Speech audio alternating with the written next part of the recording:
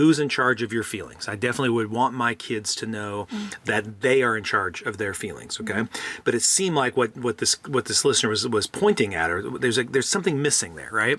And so the thing I felt like was missing was empathy. Welcome to the Art of Raising Humans.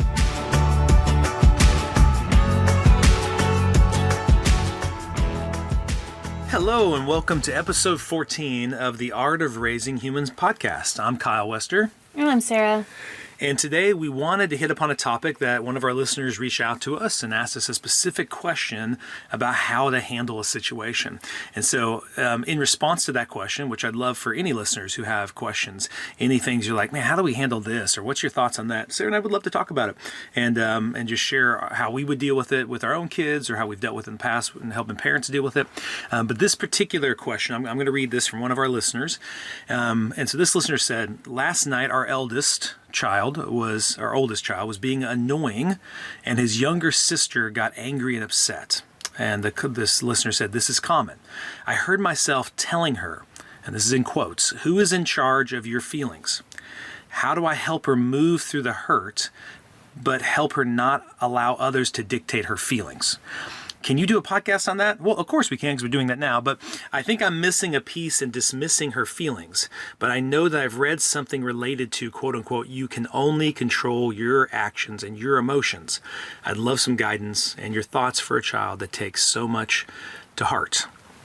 So immediately I thought that was a fantastic question because I think that's something, Sarah, you and I have had to work through. Like you have this idea of, yeah, it is true that something we would teach, something we value is, and we tell our kids is, no one controls my feelings. They're mine, and no one controls my actions. I choose what I do.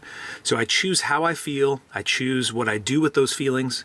And it's important for a kid to have that power, to know they have that, because otherwise they get into a lot of blaming and all that kind of stuff. I think, I don't know how many times I've heard it. You just kind of grow up, or I think a lot of people grow up with the idea that somebody does something and it causes me to feel a certain way. Makes you feel that way. And a lot of times you might even go, how could I feel any other way? Of course they caused me to feel that way. Angry, sad, whatever it might be. But so it kind of blew my mind when I first realized, that isn't actually a fact. People can do something, and if you had 15 people and somebody did one thing, they could actually all feel differently about that one thing.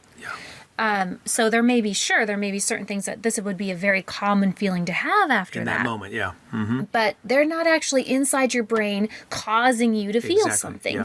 And so what's exciting about that is that we actually can own our feeling. I'm not a puppet with someone running the strings and telling me how I'm going to feel. And I think that's very encouraging because that means I can do something about it. If someone else is controlling me, then I'm just going to feel that. But now that we're handing it back and saying, no, I can actually decide how I'm going to feel and what I'm going to do. So I just want to say that with what she said. I think it's a really important thing to note. I think the one I always feel that connects to the most is traffic. So I know you don't get particularly mad at traffic, but I can get mad sometimes when I'm driving and get upset. And I used to think traffic made me mad. And then when I met somebody who was from Los Angeles and drove in much worse traffic than I've ever been here in Tulsa. And they were like, they were telling me Tulsa traffic's a breeze. Like, I'm actually like happy when I get in Tulsa traffic because it's so quick. I mean, he's like, man, you can get from here to there in 20, 25 minutes. Sometimes I was in traffic for 2 hours. And I'm like, what? It was mind blowing to me. But my frame of reference was small in regards to traffic. And his frame of reference was just different. And so he had a different frame of reference. And so you'd find a lot of guys particularly would come in and talk about getting mad during traffic. And I remember one guy was really funny that he said he liked traffic because he liked to listen to heavy metal music and his wife and kids didn't. So when he was driving from work to home, he'd listen to like thrash heavy metal and he'd have drumsticks and he'd be drumming. And so to him, he liked the time between there to there and was actually kind of annoyed when traffic wasn't so big. So it just showed me like, wait, there's a lot of different ways to see traffic. Traffic doesn't make me feel something. I choose to feel something about traffic. So if I chose to feel that, then I could choose to feel something else. again, it goes back to the idea that we have an event happen, and then thoughts and feelings and even physiological responses happen from that event. But those are not things that have to happen. A lot of those are things that we can change, and we can decide, our thoughts, feelings, and responses to a single event. Yeah. So I love that being a basis, a foundation. So in regards to what the listener commented, it's great. That is true. Who's in charge of your feelings? I definitely would want my kids to know that they are in charge of their feelings. Okay, but it seemed like what this listener was pointing at, or there's something missing there, right? And so the thing I felt like was missing was empathy. Okay.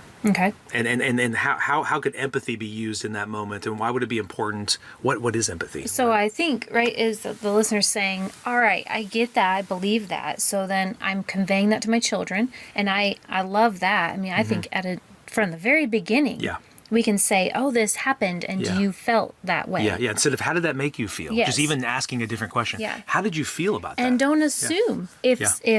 If somebody takes a toy from your child, you ask them, how did it feel? Did you like it? Yeah. And so that starts from the very beginning of, an event happened. How did you feel about it? Yeah.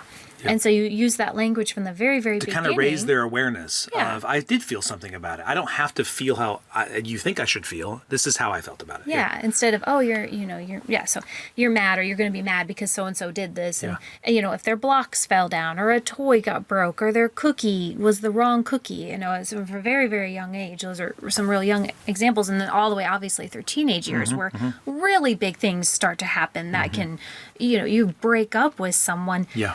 Again, how do you feel about that? Someone else could be like, oh, shoot, relief, and or devastation, or just, whatever, I don't care. Yeah. So just that curiosity and building in that our feelings come and go and change, and we can feel lots of different ways about the same stuff. So we start with that language. Seems like she's already there. Yeah. Well, that's going to take time. Yep. Right? So even though you've said it 50 times to your child, it's sometimes still hard to believe, and you still sort of feel like, no, this thing made me feel this way. Well, and Becky Bailey would say it's got to be 1,000 times in context. That we've got to model it, got to say it. Really have to believe it ourselves, that no one makes me feel anything, or I'm in charge of my own feelings, and being curious about how they feel about it. Yep. So just go ahead and either keep a list or just realize, wow, I guess I haven't hit 1,000 yet because it's still not there for them. Yeah. And that's okay. Yeah. Just keep building it for them. Yeah. And then I think let's come back around to what you were saying about empathy. Yeah. So what I would say, first of all, when I saw that question as we're going to empathy, is that saying who's in charge of your feelings, that actually might be an appropriate thing to say in that moment. But I'm going to look at the reaction the kid has to me saying that. If the kid goes, oh, yeah, you're right. Yeah, that's true. I don't need to be annoyed by my brother doing that. Great. Then that maybe was the helpful thing to say. But if the kid pulls back and is feels like you don't get it, like you're not listening to me, you like the idea the listener said, it seemed like maybe she was dismissing her feelings. I'd want to see. I think the kid will give me that feedback. The kid will either pull away from me, or they'll lean in closer and be like, "Oh, thank you for helping me with this." But if they pull away, I don't think they felt heard. I think they did feel dismissed. And a lot of times that is what we are doing. Sometimes we're staying kind of in our logical reasoning part of our brain, and we're not really connecting with the feeling part that the kid's in. And so I feel like a lot of teenagers will feel that too, like maybe the parent is in that moment saying a truth, but the kid's like, oh yeah, they don't really want to hear my feelings. They're basically saying, stop feeling that way. And realize how long they need to sit in that may be different than what you would think. Yeah, that's good, yeah. So somebody could do something and you're like, I'm annoyed, and in 5 minutes you're over it. But then I think we've all had those times where we were really upset, and it's 45 minutes, it's 2 hours, it might be the next day. I've been there. Before you're thinking, okay, all right. Let me just, where you've sort of come down off of that feeling. So our children are the same way. We don't know the scale of the emotion and how long it's going to take them to sort of, breathe through that, let that go, move into a different place. Yeah. And so we empathize and we think, okay, I empathized. Yeah. You should be able to move through that now. Yeah. And then they don't. Yeah. Yeah. And so that's the feedback you're getting. Okay, you're not there yet. Yeah. Yeah. And sometimes as a parent, it's hard to be that patient. Sure. Sometimes I want to say, okay, I really empathize. Yeah. Can we just move on now? Yeah. And they're not ready.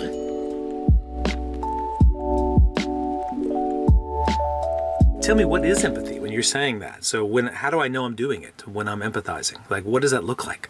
You're really good at it. I've tried to get better at it. I think. But you're more of a natural. So with empathy, how do you know what if we're telling a parent, hey, I think you should show them empathy first and see if that helps the kid shift. What would that look like? Well, empathy is sort of, stepping into someone else's shoes. I think it goes back to what you said earlier about being real logical. I think there are times when you go, oh, you're sad. Yeah. And that feels different than when you step in someone's shoes. It's not like you're I don't mean in a take on their problem. Yes. Yeah. But think back to a time where you have felt this depth of sadness. And that comes across different when you are able to convey to them, I understand. I see what you're feeling. You're feeling, and you say it. And they might correct you. But I love it when Dr. Gottman says empathy is attunement. It's when I'm attuning to the kid, and I think about how many times I've heard a song do that, where I'm feeling something, I'm feeling something deep. I feel like nobody gets it, nobody understands it, and then a song comes on. Yeah. And I think this person who I've never met, who doesn't know me at all, wrote the song for me. And it seems like that is attunement. And when I have done it well with our kids or with other kids that I'm helping at the private practice, I feel their feeling. It's not that I take it on as mine, but I feel it. And immediately, it opens up a door in my brain to where I go, wow, I remember that was really hard when I felt that, or, oh man, when that happened to me, that was a big deal, And when I'm not doing that, there's a little voice in my head that says, like, how long is this going to take? yes. When are we going to get through this? Like, this again? Are you still upset about this? Yeah. So I'll try to be empathetic. Maybe when I'm in that mindset, maybe I'll be patient for about 5 to 10 minutes. And then I'll be like, okay, I'm done. I'm out. I'm tapping out. I can't keep doing this. And I never really, if I'm honest with myself, never really attuned with what the kid was going through. I never gave myself, I never moved myself into their shoes and tried to feel what they're feeling.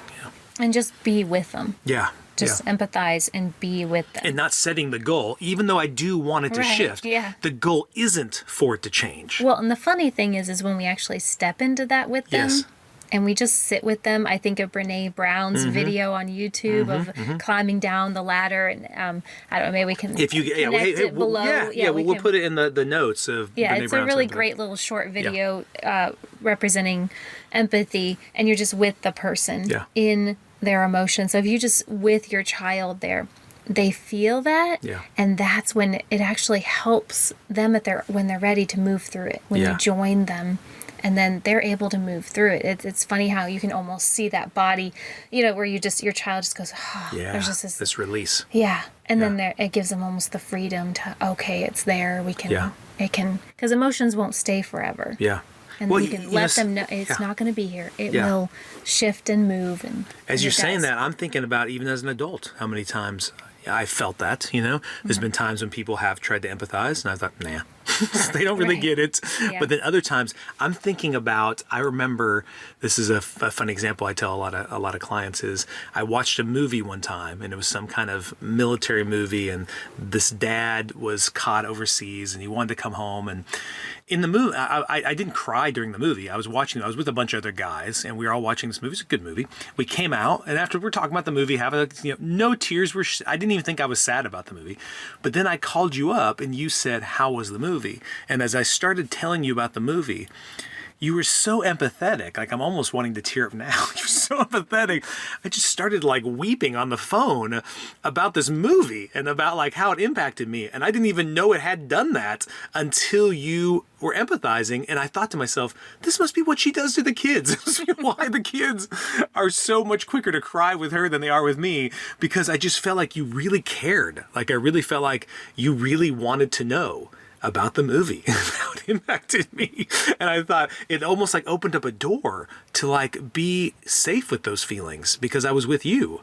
And I didn't feel like I was safe with those feelings with the guys that I was with, to just have that. I mean, I'm sure they would have been okay with it, but it was just you just somehow, the way you said it, the way you were already so present with me, you weren't just saying, how was the movie? You're really interested, and I began to tell you. And then the way you just were attuned with the feeling, I thought I wasn't alone in the feeling. So then I now could express the feeling because you were with me in it.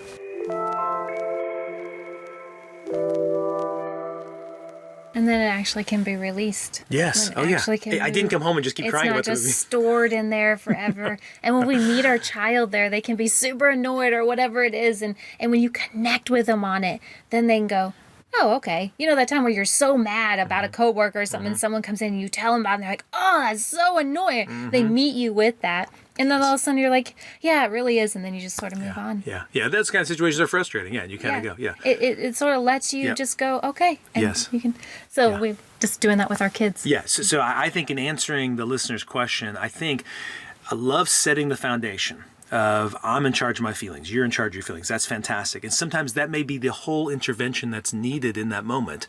But if I say that and it doesn't seem to be resonating with my kid, it doesn't even mean that the kid doesn't believe it. The kid may still believe it, but I'm wanting to just move right into empathy to say, I'm with you in this. And we can always follow up later with that, about that truth and touch base and see if the kid may say, I believe all that. But in that moment, it didn't feel like that was true. In that moment, I hear this a lot from kids, especially like teenagers, and then talking about littler kids, like, oh, the kid is so annoying, and he makes me so mad. And they really don't believe they have the power to shift out of that. They feel like that's just how it has to be. We have to be annoyed with each other. We have to not get along. And I try to do you think there's other houses where that doesn't happen? Where kids, and occasionally they do know a family here or there where the kids do like each other. And you're like, okay, well, look, that's another possible option, And once you can expand that, help that growth mindset thing to happen, then they can start to be more open to it. But a lot of kids, they may believe that they're in charge of their feelings, but in that moment, it just seems like that's not true. Yeah. And I think you kind of were leading into the next step where once you meet empathy, really empathize and meet that feeling, then it actually releases you to then do something. Now, what does she want to do about her brother? Right, or yes. what does that teenager, then you can move into, okay, there's the this coaching that could happen.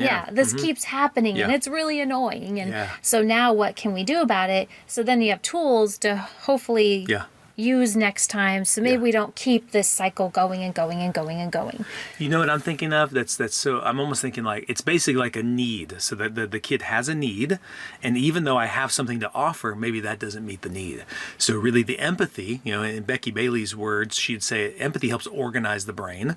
So I'm going to offer the empathy to help organize the brain, so then we can actually once we've met that need, then we can move on to doing something about it.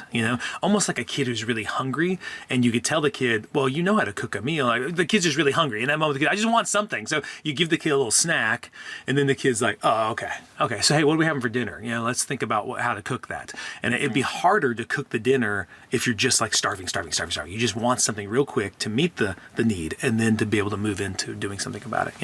So I love this, that a listener gave us an opportunity, right, to talk about this. And of course, Sarah and I have so many topics that we want to discuss, but we also want listeners to be able to have interaction with us by throwing out ideas. You can email us your questions or comments or thoughts that you have on other podcast ideas you'd love us to do. You could do it at info@parentinglegacy.com.